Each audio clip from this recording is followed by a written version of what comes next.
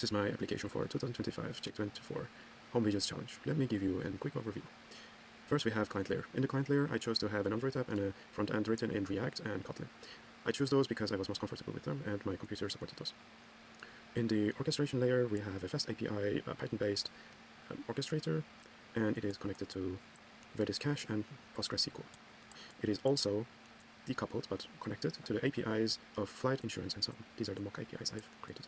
All of it is deployed in the infrastructure over at Fly.io using Terraform. Let's continue with the most important part of the architecture.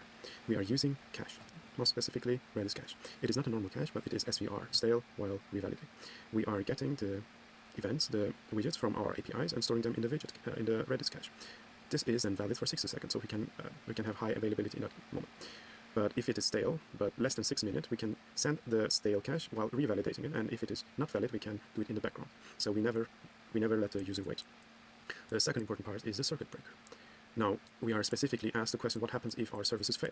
Well, we can just decouple them with a circuit breaker. Circuit breaker tries up to 5 times to connect to the APIs. If it doesn't work, well, it cuts the connection. And then it optimistically tries one more after 60 seconds. If it fails again, well, it is again closed. But if it is not, then it is open again.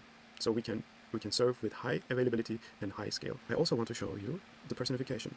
We are collecting interactions by the user. These are clicks, saves, and consumes. The idea behind it is that the best deal to a user might be the worst deal if it is not relevant. But a mediocre deal might be the best deal if it is shown at the right time and at the right place. So we need to order the widgets of relevance. Not only we can rely on the objective value we create, we need to rely on the consumer's own ideas. This is why our service has its own prioritization logic that depends on the interactions by the user. It is also good to decouple this logic from the apps, because if we allow apps to give their own prioritization, it will quickly cascade into a very, very complex system. So this way, we get the widgets from the APIs and let the user give us the prioritization. Now, let's look at our design choices on the web front end. As you can see, we have our widgets. These are being pulled from our APIs and served by our backend. And you can see the priorities. We have different layouts, and we're going to interact with the cards. We can save, go to the offer, and dismiss it. Well, if we dismiss it, we are going to see the priority is automatically updated. And if we want to save it later, it is going to gain on priority. And if we go to the offer, well, it is going to, again, increase the priority. Now, this user is not signed in, so we can sign in. And in this case, we're going to see a merge activity. Well, the merge activity is important because we want to also see if the user interacted with our system while not authenticated.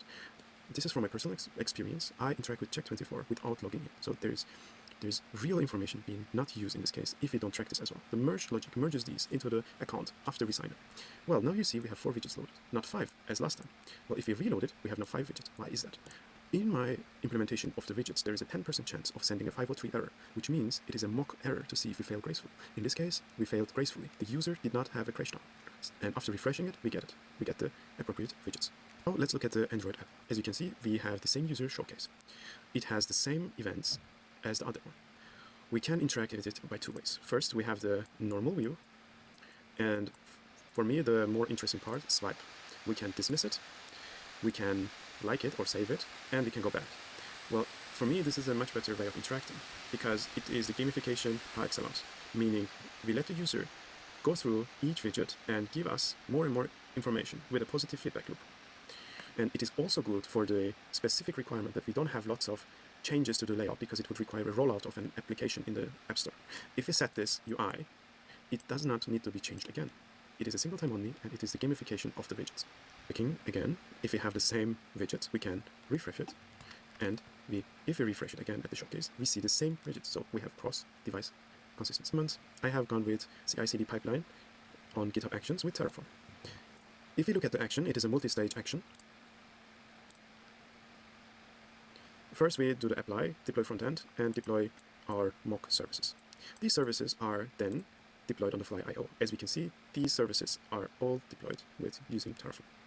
Well, we have a brief downtime while we are deploying, but we can have more devices, more machines, and have a rolling update, so we never have downtime. But for this demo, I didn't do this.